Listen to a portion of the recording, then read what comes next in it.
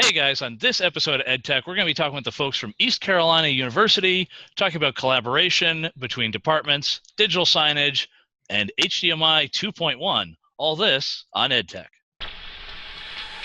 The network for the AV industry. What are you listening to? This is AV. This is AVNation. This is AVNation. This is EdTech, episode 58, HDMI and collaboration. Support for AVNation is brought to you by FSR and by Utelogy. This is EdTech, the monthly higher ed AV podcast. I'm your host, Bill O'Donnell. Today, I'm joined by both Stephen Wright and Brad Simons from East Carolina University. We have them via the phone today. And yep, there we go. And then, as I say, and joined as always, as I like to refer to him, as the star of Little Rock, the one, the only, Ernie Bailey. Good morning. Good morning, sir. So we're going to start off with chat with both Stephen and Brad, in that they are going to be speaking at the Digital Signage Expo in Vegas, which will be coming up rather shortly. Brad and Stephen, your guys' topic is about collaboration. And so, you know what? Why don't you tell me first about the talk of the panel, and then we'll kind of go from there. Yeah, so this is Stephen. Our topic is operating digital signage networks on campus, and really the key angle that we're going to be taking on it is collaboration. So that session, by the way, March 28th at 9 a.m., Digital Signage Expo.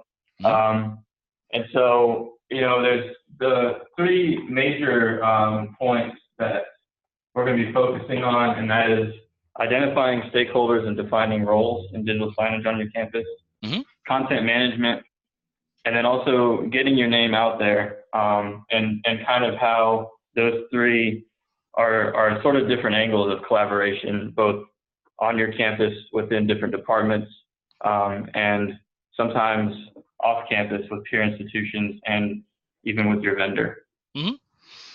So one of the questions I have for you guys, and just to kind of give everyone a view of things and everything, your campus is about what, 30,000 strong, 30K of students, or at least amongst the undergrads? Yep, that's correct. Around 30,000 students, and we have two campuses plus what some people might consider a third athletics campus. Oh, okay. So when you guys are talking about doing your digital signage across the ways, as I say, do you guys are talking about, in certain cases, say for example, your medical school folks say, oh, we have a really good relationship with this vendor, or we always like using these guys, and you know, say for example, you guys have another vendor that you work with. Do you guys end up kind of hashing it out, or do you kind of let the two of them decide, or you know, how do you guys go about it? Do you just do you have open up a dialogue, or is it kind of just, well, this is how it is? You know, you know, pick any, you know, as Ford would put it, you know, oh, you can pick any Model T you like. You can pick any color of black you like too. So. Yeah. So one of the big things here at ECU, and I guess I maybe should preface this by saying, you know, this is the way we do things, and that doesn't necessarily mean it's the right way, but it has worked well for us. And like I said, we have had people come to us and sort of ask how and why we do things. And sometimes that shoe fits for them and sometimes it doesn't. But one thing we have here at ECU is within our department, which is Student Affairs Technology Services. I sit in a role as the digital signage lead at ECU. And so we really try to keep all of our digital signage across all campuses under that umbrella as much as we can. And so a lot of the times what we end up with is, to your example, someone at the health sciences campus will come to us and say, hey, we know you guys do digital signage. We're exploring this thing in this area, whatever that may be. And sometimes they have already done a little bit of legwork and looked at some vendors. and sometimes maybe it is best that they go with the vendor that they found. But what we have found is that oftentimes we can leverage our relationship with our vendor that we're using for almost 200 screens across campus at this point, to go ahead and spread to that one more location. And it just offers that department the support from us, as well as it just kind of, it sort of sets that precedent too. So the next time there's expansion, that we're growing in that way. Right. So, and this is Brad. I can add to that. Sure. We're not the digital signage police here at ECU. We want to make sure that dialogue does begin and that we're a good fit for that department. There are some situations where it may be more of a medical inclined content that would be going across the digital signage networks and not really fit our student affairs mission as far as marketing, student events and programs and services. So, we just kind of walk through those and see what fits and what makes a good fit. So when it comes to implementing signage at that scale and everything, and I know you guys said you work with a vendor, to what extent is that? Do you guys have, like, say, do you guys just buy the parts from the vendor and you guys install it in-house? Do you kind of just tell them, hey, we've got this signage over here, what's it going to take? Or, is it like, how hands-on do you guys get with things down there? Fairly hands-on. So usually when I'm talking about our vendor, it's actually our content management vendor, which is, for us, is Dynasign. And so I don't know if we're too unique in this case. I mean, I've met a lot of people from other schools that seem to be doing things similarly. But we're buying TVs and computers separately, and then we're setting them up here in our office, the computers, to run that Dynasign software. And then to kick it back to collaboration a little bit, we're working with facilities and our networking team to get the infrastructure put in place. And then oftentimes a contractor to get that stuff actually installed. And then from a management standpoint, it is pretty hands-on here from our office. If we have a player go down, then I'm kind of the one that gets out there and works on it. So, and the reason I say that is, and Ernie and I have had discussions about this on and off about things.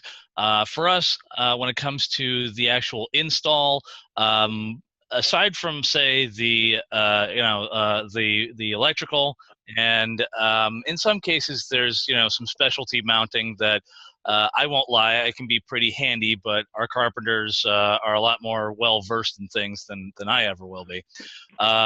We tend to do a lot of stuff we tend to do a lot of our stuff in-house, and it's not a slight against any of our vendors or anything like that. We actually have a good relationship, and we like collaborating with both our manufacturers, and we like collaborating with some vendors from time to time. It's a matter of, we try to make things easier for folks, because it then turns into an easy, well, this is the portion that got screwed up. Oh, well, whose separation of work detail was that? And, it's one of those reasons why I ask about that. And in Ernie's case, I'm trying to think. At this point, you guys are down to what? The electrical work? Maybe? Yeah, we sub out the electrical work usually to our in-house people. And the same thing with putting up mounts. We let that liability go to our in-house carpenter shop and what have you. We have a pretty strong engineering and operations team that we work with, our physical plant. They'll do the installs for us. They do them pretty quick. Basically we tell them we need a TV. We want the center of it, 72 inches above the floor. Yep. We know how to put up the mounts, how to put the electrical outlets in our AV access box, the conduit box, where it does not interfere with the crossbar of the mount. So we can actually plug things in. Yep. And then once those are in place, we take it from there. If we're putting in a controlled lighting system, we will specify and let our electric shop coordinate installing it, or a lot of times they'll sub that out to an AV contractor that has an electrical shop within it. Just let them do it, and then they give us the access port to bring our AV system in so we can program. Yeah, and yeah. So it's one of those things. Like I said, guys, it's one of those reasons. Yeah. So do you get, so as I say, so in your cases, do the contractors do both the mounting and the electrical work, or are you guys having that done by your in-house staff or your like Yeah, in-house so facilities folk? it does sound like our setup is pretty similar to Ernie's. A lot of the times what we'll do is if we have someone wants to put up a new screen, we're meeting there with, whoever it is in that department that is seeking that. We're also meeting with at least one person from facilities, our in-house ECU facilities team. And then we're meeting with someone from the networking infrastructure team. And so at that point, that's kind of another point where like a little bit of that collaboration comes in, where we're looking at the location, what's it going to take to get power and data here. And at some point we kind of turn that over to facilities. And so they have electrical contractors that they work with. And a lot of the time it's easy for that contractor, or maybe it's best for that contractor to have the mount in hand so they know where the boxes need to go for power. And while they're cutting boxes for power and they're putting in conduit for power, maybe they're going to go ahead and put it in a raiseway for data so that the networking team just has to pull that wire through and terminate it. And so it kind of ends up in the hands of facilities. And again, I'm going to kick it back to collaboration one more time and kind of leveraging their experience and their work with their contractors, right? So, they trust their contractors to do this work because they're doing it everywhere on campus in different aspects. And so we're really kind of leveraging that experience and that knowledge. So if we're gonna kick it back to if we're gonna go back to the collaboration thing for a second, and I always love kind of hearing these little stories and everything. Was there ever a project where either one of the schools or one of the departments said, yeah, hey, we want to put a display here and it'll be awesome and it'll catch everyone's attention, and Ernie and I both know this one of usually the location that they want to put it in is probably one of the most awkward spots you could ever think of, and from either from a mounting perspective, or it just happens to be between one of the two network closets and it's right at that limit. Was there ever a project where you guys had it where you said, okay, we actually have to really hash this through because this, if they want in this, they're dead set on this location, but all logic and kind of common sense says it needs to be over here. And how did you guys find a happy medium with this one? It sounds like Brad might have an example online here. Well, we've been with this department. We've been working with digital signage for departments for over 10 years. So there's definitely been a lot of scenarios where either the location wasn't right or they wanted to put it in a location where the content wasn't really going to meet, again, the mission of what the digital signage is meant for from within student affairs. So, but I would say in most of the cases, we were able to come to a happy medium and either come to a location that was agreeable or just come to the realization that maybe this that location or that sign or the content that was going to be on that screen did not really fit well with the screens that we had within the Dynasign. And then, from there, we were more than willing to help them come up with not to say we can't do this, but come up with a solution, whether it was within our system or a different digital signage solution to meet their need. And I'll add to that a little bit. You kind of mentioned the situation where you're in this sort of weird network purgatory where maybe you can't get to that location or you're between two closets. And we happen to have a really awesome network infrastructure team here at ECU. One of the guys that we meet with oftentimes for these things it seems like he really knows where every wire is. I mean, it's pretty awesome just to talk to him about stuff like that. But we don't typically run into it from a network point, but sometimes it is from a electrical. We do have some buildings on campus that are older, and just kind of getting the infrastructure to that location ends up being sometimes prohibitively expensive for that department. And so it really comes down to, does this department really want this because it's just something flashy, or is it something that they really feel like is going to bring value to them? And is it enough value that it's going to be worth spending sometimes the money to tear open a wall and patch it and paint it and all of that stuff. Yeah. One thing that we really look at in terms of value that would for a digital signage location is how many students are going to be gathering around that location. So if they're putting it in a narrow hallway or a workroom, if you will, those are big red flags for us to look at a better location. Now, the other thing too, and Ernie, you can jump in on this one with this. Have you guys ever had it where folks go, "Oh, we need to have a big display and this and that," and you kind of look at the space and you go, "Listen, we're not trying to be, and I never tell folks we're trying to cheap out or anything. My magic words are usually cost effective, but at the same time, every now and then I will get clients or we will get departments who will be like, "Oh yeah, well we spec," and I'll look and go and say, "Yeah, we spec'd out like a 70-inch screen for this room. Oh, I think there should be like a 90 for this and this and that," and I go,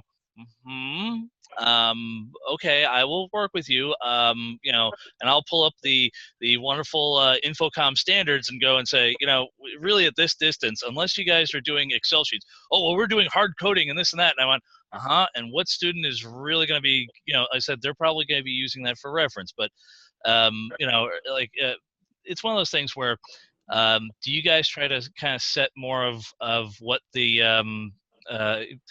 let's put it this way. Do you guys have kind of limits as far as the displays go? Or, if you're like me, I go, listen, we can get anything you want. It's a matter of how much money you want to spend. And then, we suddenly check them with certain standards, because every now and then folks will go and say, oh yeah, well I can get this at Best Buy. And I go, cool. If you put a residential display in a commercial setting, you're more than likely going to void the warranty. Yes, as soon as you hang it, that warranty is voided. Yeah. I explain that, a consumer grade TV is designed to be viewed 3 to 4 hours a day. Yeah. And then be turned off. Yeah. And as I say, and Ernie, as I say, I'm sure every now and then you still have to dig your let's put it this way. As I say, for you, if you kind of you have a good rapport with most of the folks, so it's usually, yeah, we're going to go with this model, and everyone kind of usually calms down, right? Or yeah, what we try to explain to them is, you tell us what you want your end result to be, and we'll give you the best product that we can support. We'll do that. And most of them, I think we've got a good enough reputation on campus where they listen to this. Yeah. So, guys, do you guys have go with a certain standard, or is it just you try to meet the? You just try to. It's what meets the client's budget best. Yeah, so usually it ends up being somewhere in the middle of those two. Brad had a good point on that last question where he kind of mentioned there's a lot of situations where we'll almost try to find a better location type of thing. So, if we have a small room and someone's wanting to put a 70-inch screen in there for signage purposes, or even a 80, 90, something huge. A lot of times it's going to come down to cost for them anyway. Anything 70 plus ends up becoming pretty expensive. But then also it's like, why are we putting signage in this room necessarily anyway? If the idea is to market to students, why aren't we getting it into, let's say, your lobby or your foyer, where maybe there's enough space for something closer to the size that they're looking for? But I'll add to that if it's an ideal location in a high traffic area, that we would go as big as we can, getting back to your work, that is bang for buck, that is cost effective. So we would do an evaluation across the TVs that were available on state contract, and kind of have a discussion back with the department on which route they wanted to go. Okay. I guess the other question on that end is, you said you guys, all right, so you guys usually have the software loaded up on a PC. Do these displays, are they on any kind of set timers, or do they just go 24/7? We have the capability within DynaSign to set playtime. Mm-hmm. So most of the time we work with the department where that screen is sitting, just to make sure that that makes sense with their departmental hours. If there's no one in the building, then typically that computer will go into idle. Oh, okay. So the other end of that is, and this kind of gets back into the collaboration point. When you have a signage system as large as you guys have, how do you guys usually like break out the landscape to the departments where they say, okay, we will give you this amount of local footage or local signage, and then the other portions will be global or the university, national thing, national or global footage or signage, or do you guys kind of just let the folks say, listen, we have to have this many ads of the major university or things of that nature? I'm just kind of, it's one of those things where I'm kind of curious, how do you guys work out the collaboration on that one? Yeah, so that is the second bullet point, by the way, for our session at DSE, which is just kind of headed as content management. And so, we have student affairs marketing here at the university that is publishing campus-wide content. And so that's stuff that, they're publishing with the purpose of reaching students. So if we have someone, say in a certain department or college, that they want this screen to market content to their students specifically, they are getting the stuff that's published at the root level is trickling down to their screen. And then they're mixing in their own content. And that's another thing where most of the time, I'd say probably 90% of the time, the departments are fine that way, collaborating with the global marketing team. Sometimes we have a specialized need, or even if it's not something that is a specialized need for that department at all times, maybe on certain weekends, maybe they're doing an open house or something, along those lines, really special events, or around graduation time, maybe they want to recognize some of those students. And so that's just something we try to help with. Typically, there's somebody within the department that's trained to publish to and kind of manage their own content. When it comes down to taking university-wide content out, that's just something where we'll collaborate again, and we'll kind of talk back to that student affairs marketing team and find maybe it needs to be a happy medium, or maybe if it's just for a day or two, usually they're okay with, sure, just run their stuff 24/7 or 24/2, I guess, for the 2 days. Or it's a collaborative thing again. We put those heads together and we work through that. Right, and then I'll add to that that we also have a couple of different content areas that we use within our digital signage. So if a local department wants a higher frequency of their content to come up because the main marketing area is pushing out so many events that the local department's feeling like they're not getting the frequency that they need, that there's other content areas. There's a secondary content area on the screen that they can utilize to get more exposure within their local area. So that's cool. It's one of those things where it's always kind of interesting because it's weird. If you look at, like, say, smaller campuses or campuses that are just starting out with their own digital signage, and in some cases it's I can say for my own example, our library went and got they have a PC, and they went and they ran Twisted Pair out to multiple displays. And this was before the advent of PoE signage players or anything like that. They're still dealing with receivers that have the red, green, and blue skew adjustment. And if you remember those, that's as I say, good on you. They've come quite a bit since then, but I can still see a little bit of ghosting on it. But when you get up to larger scale and larger displays and things like that, you are talking about almost managing real estate and managing. It's almost like it's essentially, you guys are turning into like billboard management kind of things, or it's almost one part marketing, one part advertising, and 2-part negotiations. the other big thing that, just as I say, so this is gonna actually tie into one of the articles that we're gonna cover today, and that is the HDMI forum. This article is actually off of AVNetwork.com. The HDMI forum actually released version 2.1 of their HDMI specifications.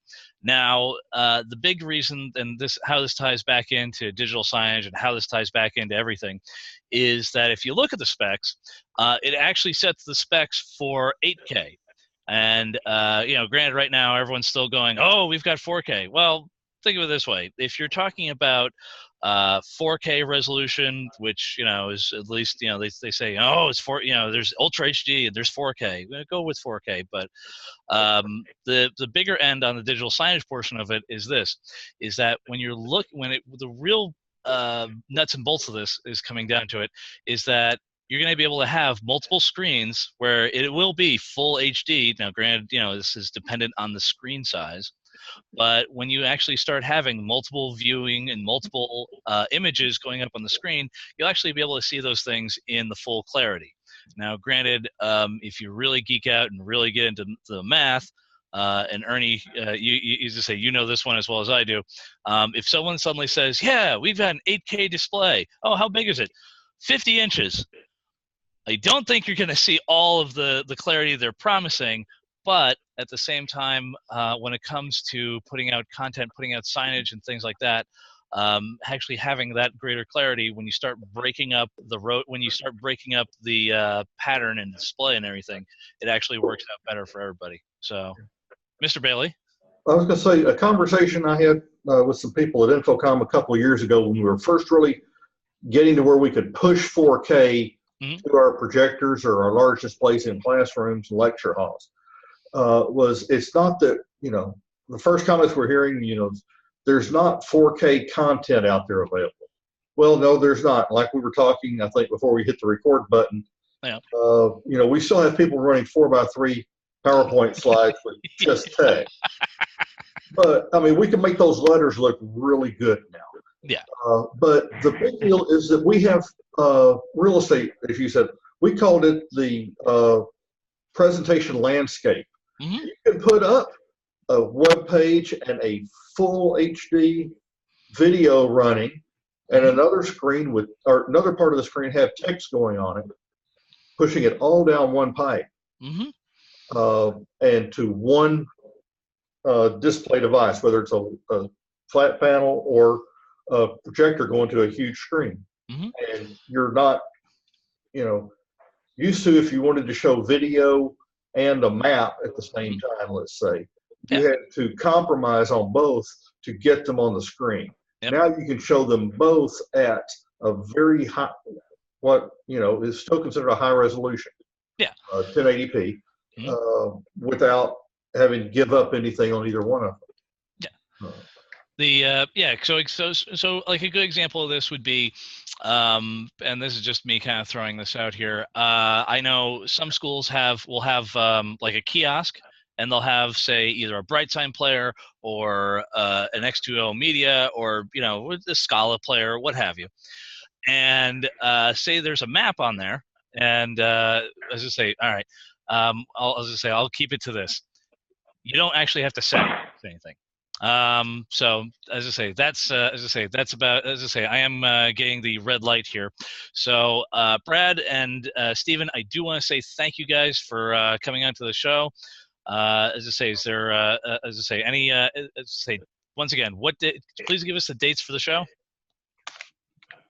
Yeah, the show is March. Let me make sure I got it right here.